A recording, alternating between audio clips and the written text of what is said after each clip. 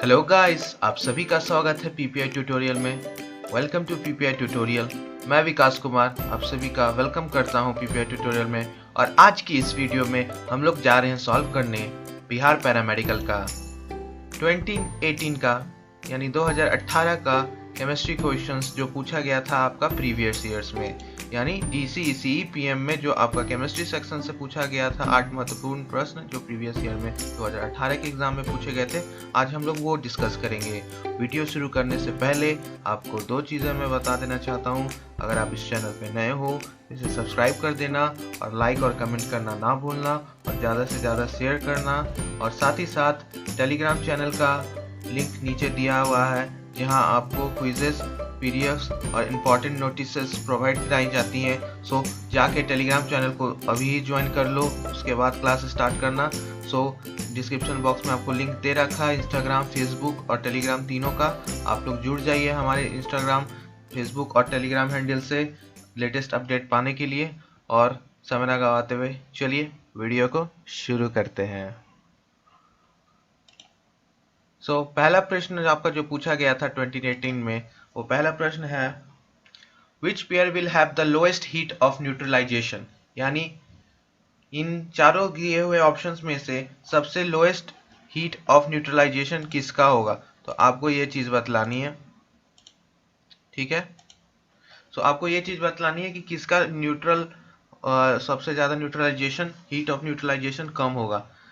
ये क्या है लोएस्ट हीट ऑफ न्यूट्रलाइजेशन, या हम इसको एंथैल्पी ऑफ न्यूट्रलाइजेशन भी बोलते हैं। क्या बोलते हैं अदर वर्ड्स में? Enthalpy of neutralization. इसका अर्थ क्या होता है, मतलब इसका मतलब क्या होता है? तो ये आपका थर्मोडायनेमिक्स का सवाल है, यानी chapter number 6 class 11th thermo का चैप्टर का है ये, थर्मोडायनेमिक्स। तो ये चैप्टर आपको अच्छे से करना है। उसमें पूछा है कि इंथैल्पी ऑफ न्यूट्रलाइजेशन क्या है, तभी तो हम लोग बता पाएंगे कि लोएस्ट हीट ऑफ न्यूट्रलाइजेशन क्या है।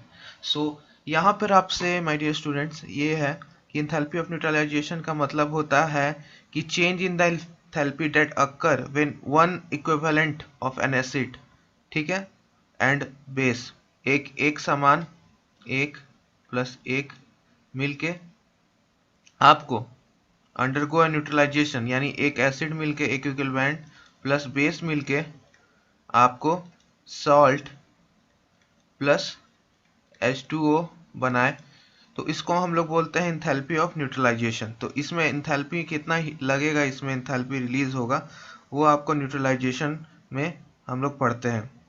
It is defined as the energy released, मतलब इसको हम लोग डिफाइन करते हैं न्यूट्रलाइजेशन को कि जो ऊष्मा रिलीज होती है फॉर्मेशन होने के लिए, the energy released with the formation of 1 mole of water।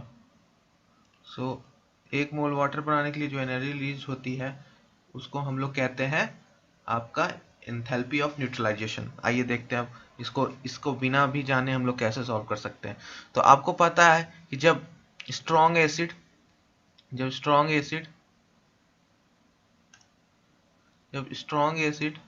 आपका strong acid plus strong base आपस में मिलते हैं तो सबसे ज़्यादा आपका न्यूट्रलाइजेशन होता है, ठीक है, सबसे ज़्यादा होता है। उसमें कितना एनर्जी निकलता है आपका? -57.1 किलो जूल पर मोल। यहाँ पे पहला केस में HNO3 और NOH एक स्ट्रॉन्ग एसिड, ये स्ट्रॉन्ग एसिड है ऐसे, और ये स्ट्रॉन्ग बेस है, स्ट्रॉन्ग बेस, ये भी स्ट्रॉन्ग एसिड है HCl, ये भी है स्ट्रॉन्ग बेस। ये आपका वीक एसिड है और NOH स्ट्रॉन्ग बेस, ये आपका वीक एसिड है और ये आपका वीक बेस है और ये आपका वीक एसिड है। तो यहाँ सबसे ज्यादा वीक कौन सा है? सबसे ज्यादा वीक तो डी वाला ऑप्शन आपका, दोनों वीक है, weak acid and weak base. तो इसकी वजह से इन दोनों का मिलने की वजह से उतना एंथैल्पी रिलीज नहीं होगा, मतलब उतना एनर्जी ऊष्मा नहीं निकलेगी, क्योंककि ऊष्मा कब निकलती है, जब स्ट्रॉन्ग एसिड हो या स्ट्रॉन्ग एसिड वीक बेस हो। लेकिन यहाँ पे तो दोनों वीक है, वीक एसिड भी है यानी CH3COH और NH4OH दोनों वीक है, weak acid and weak base, इसलिए आपका डी होगा। अगर आपको ये वैल्यूज नहीं भी याद हो, बस आपको डिफिनेशन याद हो कि इंथैल्पी ऑफ न्यूट्रलाइजेशन क्या होता है, यानी एक बार पुनः मैं बता रहा हूँ कि आपका जो इंथैल्पी यानी हीट रिलीज होता है एसिड और बेस के मिलन से, तो उस हीट को हम लोग बोलते हैं इंथैल्पी ऑफ न्यूट्रलाइजेशन।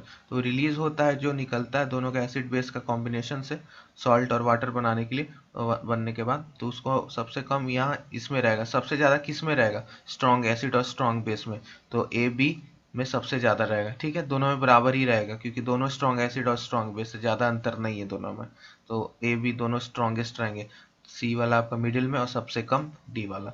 तो आई होप आपको ये इंथैल्पी ऑफ न्यूट्रलाइजेशन समझ में आ गई होगी। एक बार NCERT थर्मोडायनेमिक्स भी रेफर कीजिएगा, वहाँ पे और अच्छे से समझा रखा है। ठीक है, चलिए नेक्स्ट क्वेश्चन पे चलते हैं।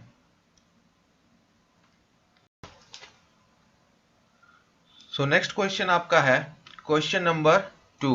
क्वेश्चन नंबर 2 में आपसे पूछा जा रहा है कि which is commonly used as coolant in automatic vehicles, यानी ऑटोमेटिक व्हीकल्स यानी कार्स, बाइक्स, इस सब में कौन सा सामान्यतः स्वचालित वाहनों में शीतलता के रूप में प्रयोग होता है।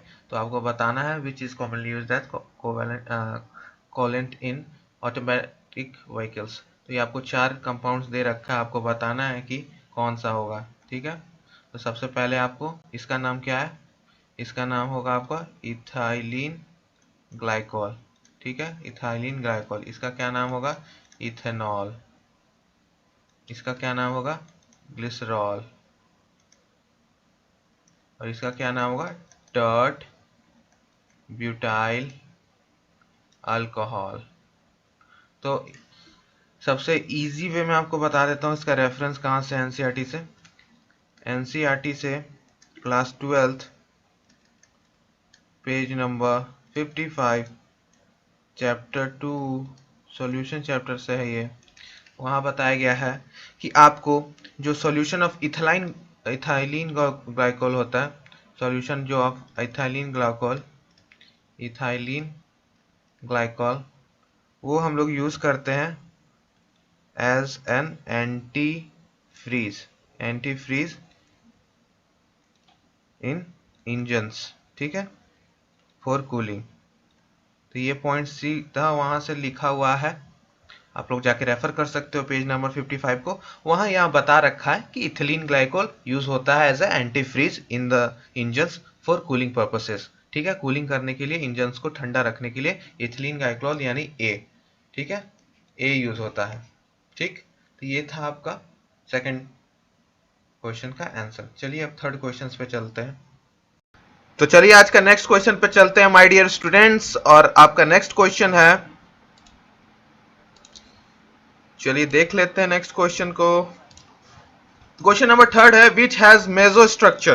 तो किसके एक मेसो स्ट्रक्चर होता है। ठीक है, इसमें एक मेसो स्ट्रक्चर संरचना होती है। तो आपका पहले है टार्टेरिक एसिड यानी टार्टारिक अल्म, लैक्टिक अल्म यानी लैक्टिक एसिड, प्रोपेनोइक अल्म यानी प्रोपेनोइक एसिड, और डी टर्ट ब्यूटेनॉल। ठीक है, टर्ट ब्यूटेनॉल। तो आपको बताना है मेसो स्ट्रक्चर क्या होता है, पहले वो जान लेते हैं। मेसो स्ट्रक्चर्स क्या होता है, उसी के बाद ना बता पाओगे कि मेसो मतलब क्या होता है। तो सबसे पहले जो कंपाउंड जिसका डी और एल दोनों बने, यानी एल और डी, यानी डी को हम लोग क्या बोलेंगे माइनस, और एल को क्या बोलेंगे प्लस, यानी डेक्स्ट्रो रोटेटरी और लीवो रोटेटरी आपका जो बने उसको हम लोग बोलते हैं टार्टेरिक एसिड यानी रेसिमिक मिक्सचर। क्या, रेसिमिक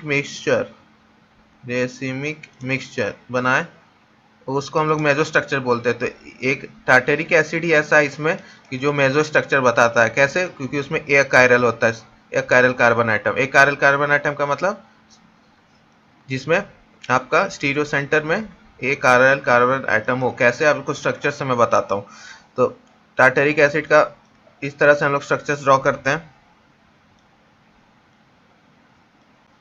HOH।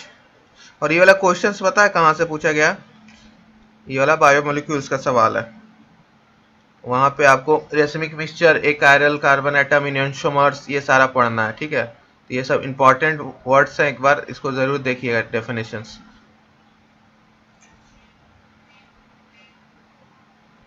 तो ये आपका हो गया स्ट्रक्चर। एक और स्ट्रक्चर इसका मैं ड्रॉ कर रहा हूँ, यानी डी और एल, डेक्स्ट्रो और लीवो रोटेटरी। ये बायोमोलिक्यूल्स का सवाल है, तो बायोमोलिक्यूल्स मैं हमेशा से कहते आ रहा हूँ कि सबसे इंपॉर्टेंट है। एक क्वेश्चन यहाँ से जरूर रहता है। तो क्वेश्चंस आपको हार्ड लग रहे होंगे, क्यों? क्योंकि इसका थ्योरी अभी क्लियर नहीं है आपको। जैसे ही थ्योरी क्लियर होगा ना, ये सब हलवा वाला क्वेश्चन है कि आराम से हो जाएगा। तो ये आपका एक एल है और आपका एक डी है, ठीक है, टार्टेरिक एसिड का। ये रेसिमिक मिक्सचर बनाता है, तो इसी को हम लोग बोलते हैं, एक तरफ ये है एक तरफ वो है, जब दोनों आपस में हो जाएगा तब इस तरह से इसका बनता है एक स्ट्रक्चर। इसको हम लोग बोलते हैं, दोनों एक साइड रहेगा तो ये बन गया आपका रेसिमिक मिक्सचर, यानी मेजो टार्टेरिक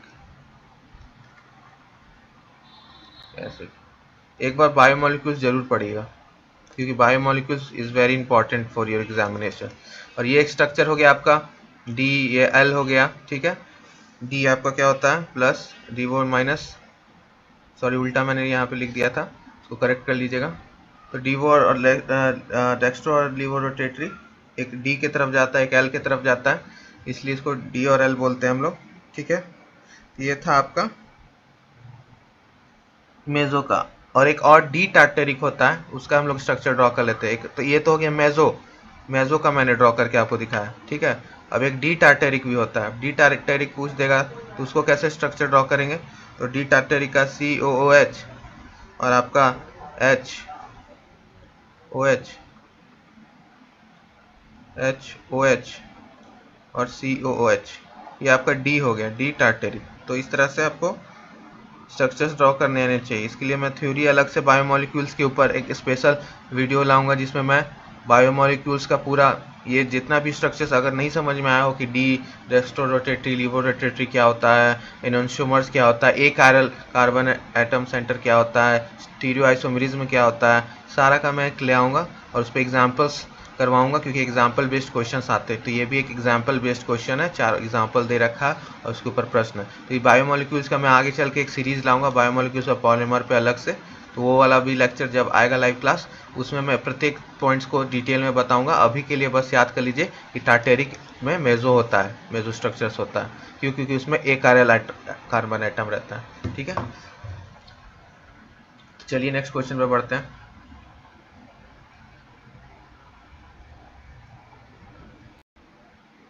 हेलो, तो अब आइए नेक्स्ट क्वेश्चन देखते हैं हम लोग।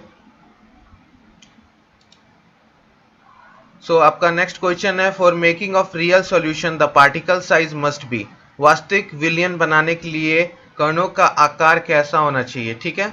और ग्रेटर देन इक्वल टू लिखा हुआ है, मतलब ग्रेटर देन इक्वल टू कितना का रहना चाहिए। तो आपका ऑप्शन है 100 नैनोमीटर, 10 नैनोमीटर, 5 नैनोमीटर और 1 नैनोमीटर। तो वास्तविक विलयन बनाने के लिए 1 नैनोमीटर से 1000 नैनोमीटर तक रह सकता है, ठीक है।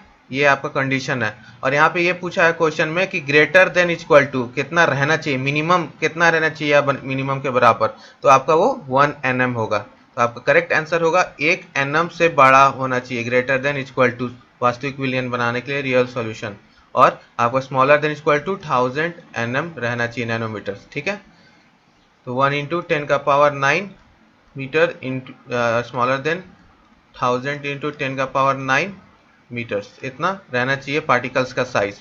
तो ये था आपका क्वेश्चन नंबर 4। इसमें बस आपको सॉल्यूशन चैप्टर है, chapter number 2 solutions, class 12th का सॉल्यूशन चैप्टर से है। तो यहाँ से न्यूमेरिकल्स भी आता है, फॉर्मेलिटी, नॉर्मेलिटी, मोलैलिटी, मोल फ्रैक्शंस के ऊपर, तो वो भी हम लोग आगे करेंगे, ठीक है।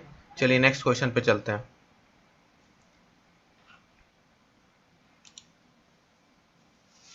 यहाँ पे नेक्स्ट क्वेश्चन में आपसे पूछा जा रहा है, नेक्स्ट क्वेश्चन में पूछा जा रहा है कि क्वेश्चन नंबर 5,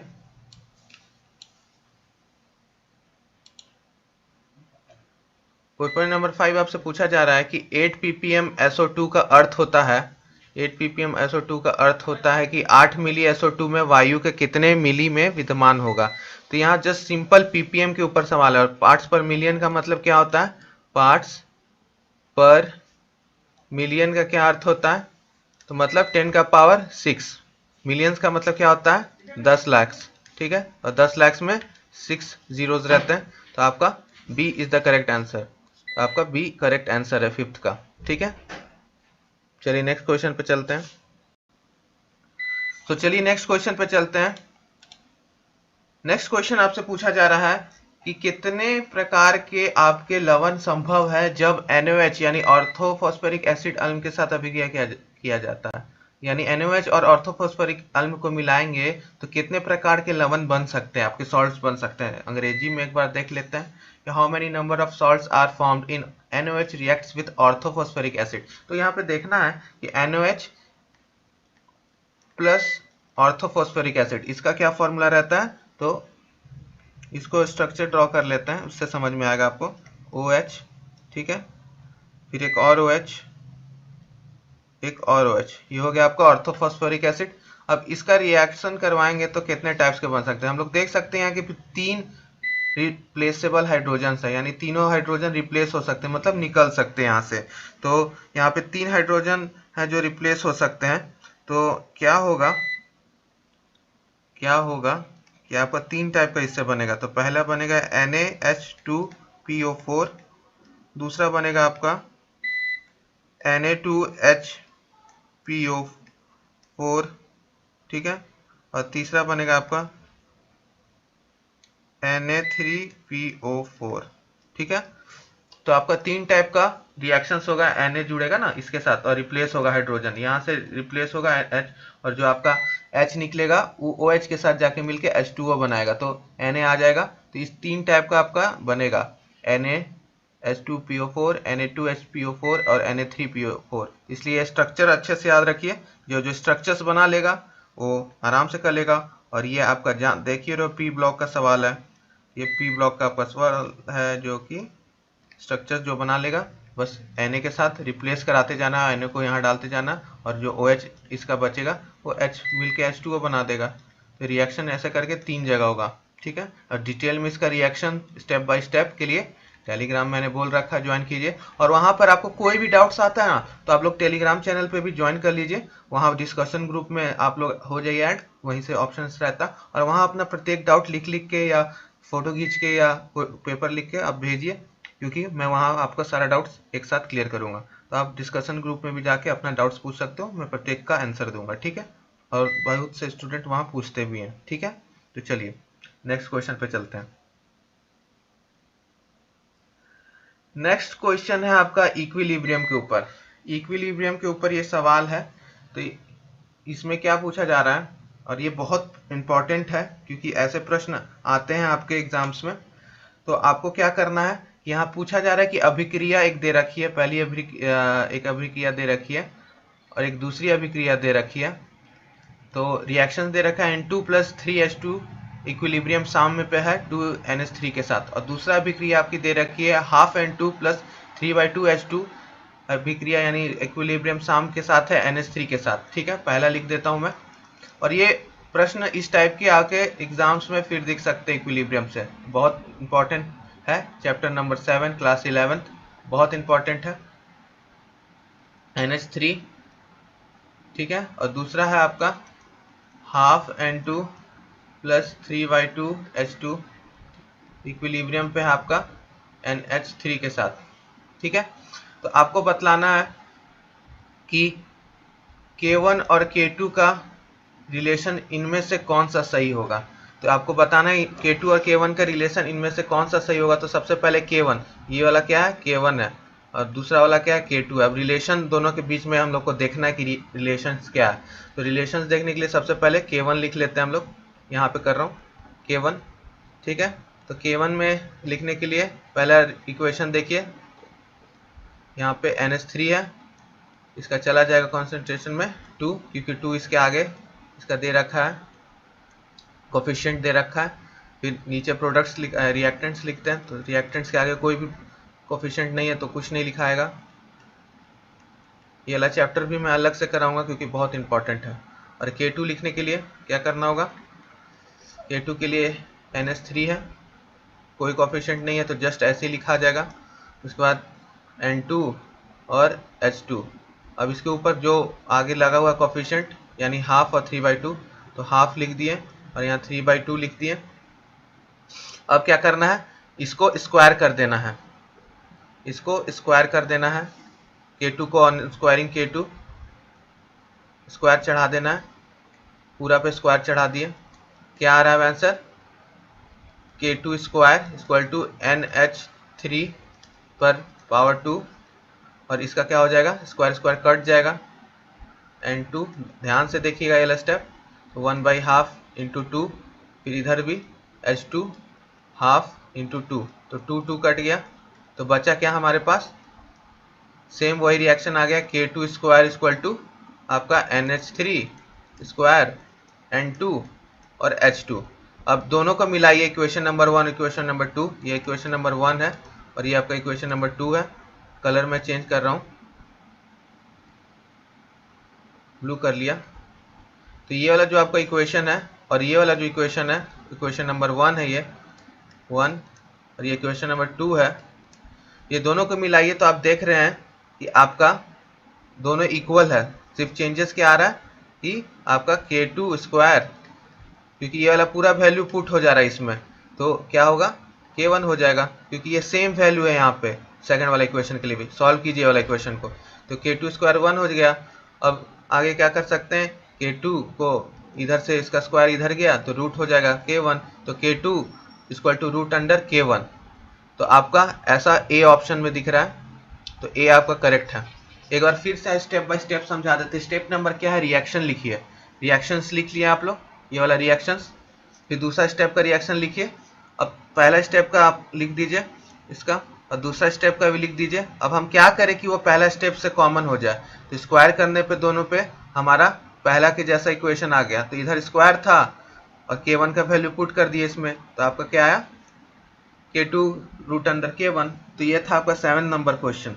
बहुत इजी प्रश्न था, इक्विलिब्रियम का अगर नहीं समझ में आया होगा कोई दिक्कत नहीं, इसका स्टेप बाय स्टेप आपको मैं टेलीग्राम पे डाल दूंगा, और कल का भी और आज का क्लास का दोनों का PDF एक ही साथ चला जाएगा। तो टेलीग्राम पे जुड़ जाइए, वहाँ अपने जो भी डाउट्स है पूछिए, वहाँ क्विजेज होंगे, जब टेस्ट जब फॉर्म निकल जाएगा तब उस दिन से क्विज स्टार्ट करूँगा मैं।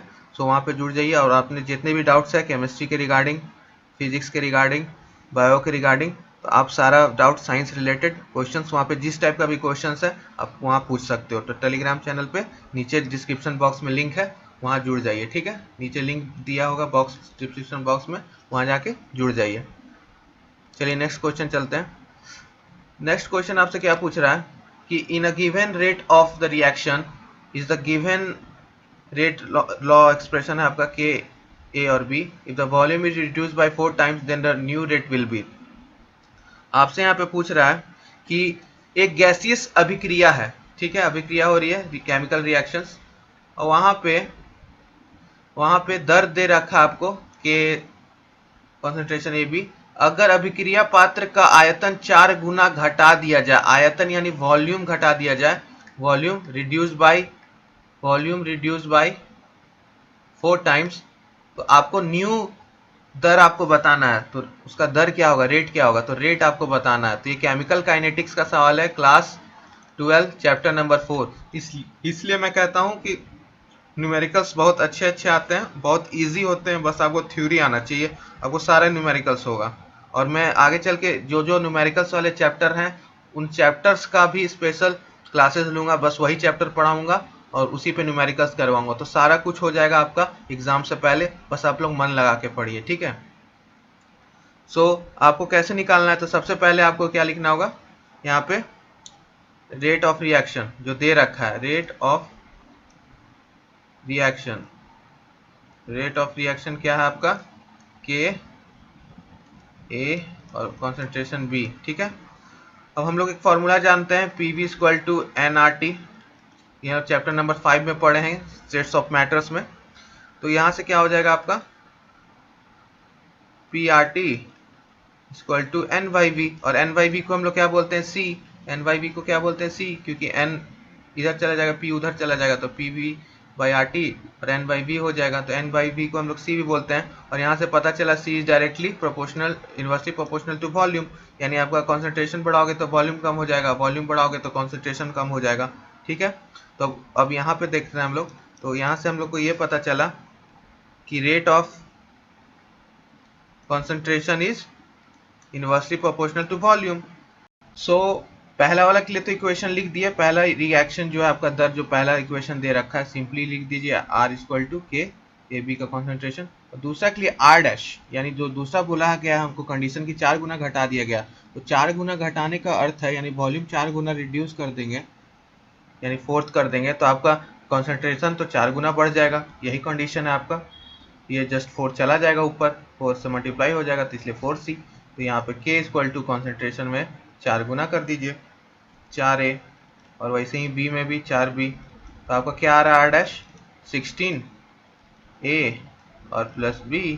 तो आर डैश इक्वल टू यहाँ k लिख दीजिएगा। तो आप देख रहे होगे कि ए बी और ए बी दोनों में k वाला कॉमन है, ये चीज़ कॉमन है और ये चीज़ कॉमन है, तो बस वैल्यू पुट कर दीजिए। तो आर डैश 16 और r, तो आपका r dash divided by r equal to 16, या इसको उल्टा लिख सकते हैं r divided by r dash equal to 16, 1/16। तो आपका क्या हो गया न्यू रेट लॉ, आपका 1/16 टाइम्स। तो बहुत इजी क्वेश्चन था, यानी 1/16 टाइम्स आपका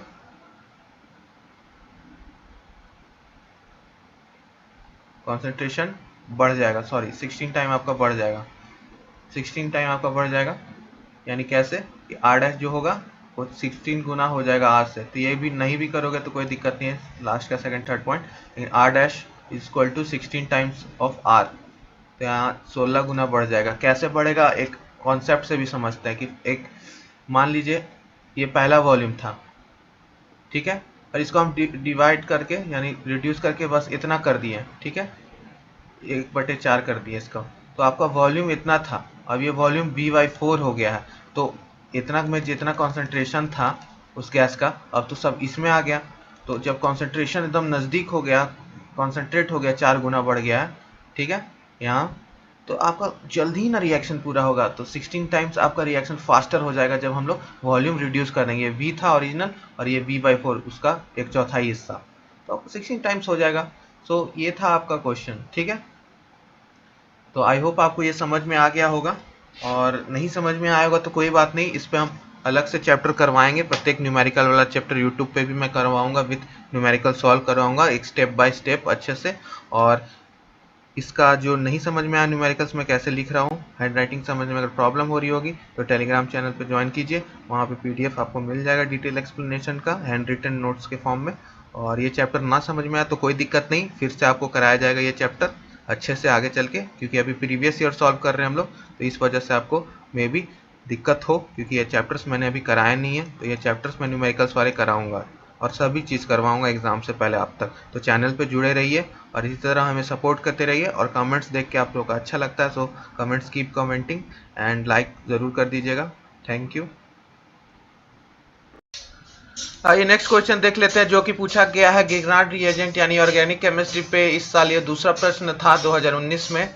सो which one will react with Grignard reagent to form isopropyl alcohol on adding acid. कौन एक ग्रिग्नार्ड अभिकर्मक के साथ अभिक्रिया करने पर पश्चात अल्म डालने पर आइसोप्रोपाइल अल्कोहल बनाएगा। तो सबसे पहले ग्रिग्नार्ड रिएजेंट क्या होता है, तो आपका ग्रिग्नार्ड रिएजेंट होगा यानी ग्रिग्नार्ड अभिकर्मक क्या होगा, तो आपका CH3 MgBr, इसको हम लोग ग्रिग्नार्ड रिएजेंट बोलेंगे। और आपका आइसोप्रोपाइल अल्कोहल क्या होगा, आइसोप्रोपाइल अल्कोहल हम लोग इसको बोलते हैं CH3, ठीक है, CHOH और CH3, यानी दो आइसो है और 3 कार्बन है, तो प्रोपाइल, आइसोप्रोपाइल हो गया, आइसोप्रोपाइल, और OH जगह हुआ है तो अल्कोहल, आइसोप्रोपाइल अल्कोहल। 3 कार्बन है तो प्रोपाइल बोल रहे हैं, आइसो मतलब 2 लगा हुआ है, CH3 ग्रुप, इसलिए आइसोप्रोपाइल अल्कोहल। अब हमको ये प्रोडक्ट चाहिए, ये आपका रिएजेंट है यानी यूज किए हैं हम लोग कैटलिस्ट। सो आपको क्या चारों में से कौन सा हम लोग रिएक्टेंट यूज करेंगे कि हम लोग को आइसोप्रोपाइल अल्कोहल बने। तो आइसोप्रोपाइल अल्कोहल बनाने के लिए आइसोटोन तो होगा नहीं, HCHO होगा, तो ये तो होगा नहीं क्योंकि एक ही कार्बन है। और हमको क्या चाहिए, यहाँ से तो एक मिल रहा है हमको MgBr MgBr, लेकिन हमको डबल कार्बन होना चाहिए। तो आपका फॉर्मल्डिहाइड तो होगा नहीं क्योंकि HCHO कीटोन भी नहीं हो सकता, नॉन ऑफ द दिस तो होगा नहीं। तो एसिटल्डिहाइड, यानी एसिटल्डिहाइड क्या होता है, CH3C हो, यानी 2 कार्बन है। तो ये कैसे रिएक्ट करेगा ये देखते हैं। तो हम लोग इसमें डाल दिए, प्लस कर दिए कैटलिस्ट CH3MgBr यानी गिग्रान रिएजेंट, एसिड डाल दिए, कोई भी एसिड, ठीक है। अब इसके बाद क्या हो रहा है, नीचे स्टेप में देख रहे हैं, ये आपका CH3CHO इसके साथ जुड़ गया, ठीक है, और ये इस तरह से बनाया। ये था फर्स्ट स्टेप। और सेकेंड स्टेप में वही वाटर डालें H2O, तो आपका क्या बनाया, सेकंड नीचे लिख रहा हूँ, तो आपका क्या बनाया, ये आइसोप्रोपाइल अल्कोहल। तो CH3CH3CHOH प्लस MgOHBr। तो ये आपका जो बना यहाँ पे नीचे वाला जस्ट सिंपल है, इसी के जैसा है, ये हो गया आपका। तो आपका एसिटल्डिहाइड यानी CH3CHO एसिटल्डिहाइड आपका करेक्ट आंसर हो गया, यानी बी। तो बी आपका ये था, स्टेप में मैंने लिख दिया। और इसका रिएक्शंस का अच्छे से लिस्ट पाने के लिए टेलीग्राम पे चले जाइएगा। हो सकता है आपको यहाँ ठीक ना दिखे, तो मैं पेज में अच्छे से लिख के टेलीग्राम चैनल पे डाल दूंगा पिक्चर, तो आप वहाँ से भी अच्छे से रिएक्शंस लिख सकते हो, ठीक है। और डिटेल में लिख दूंगा कि उसका थ्योरी क्या है वो। तो आप टेलीग्राम चैनल पे जाके जुड़ जाएगा, क्लास के बाद आपको वहाँ पे इसका डिटेल में दोनों का रिएक्शंस मिल जाएगा अच्छे से, स्टेप बाय स्टेप, क्योंकि हर चीज़ें मैं स्क्रीन पे नहीं लिख सकता हूँ, ठीक है। वहाँ डिटेल में आपको मिल जाएगा। तो डिस्क्रिप्शन बॉक्स में जाके टेलीग्राम चैनल को ज्वाइन कर लीजिए हमारे PPA ट्यूटोरियल। आइए आज का लास्ट प्रश्न देखते हैं। सो इसी प्रकार के इंफॉर्मेटिव वीडियोस, लाइव क्लासेस और VVI क्वेश्चंस आपके एग्जाम पैरामेडिकल, पॉलिटेक्निक और ITI से संबंधित सभी एग्जाम्स के लिए, बिहार, यूपी, झारखंड के लिए, कृपया इस चैनल को ज़रूर सब्सक्राइब कर लीजिएगा, लाइक कर दीजिएगा और कमेंट करना ना भूलें, और ज़्यादा से ज़्यादा शेयर कीजिएगा, क्योंकि शेयरिंग इज़ केयरिंग। और इसी तरह हमारे YouTube चैनल को सपोर्ट करते रहिए। वीडियो में बने रहने के लिए धन्यवाद and thanks for the watch.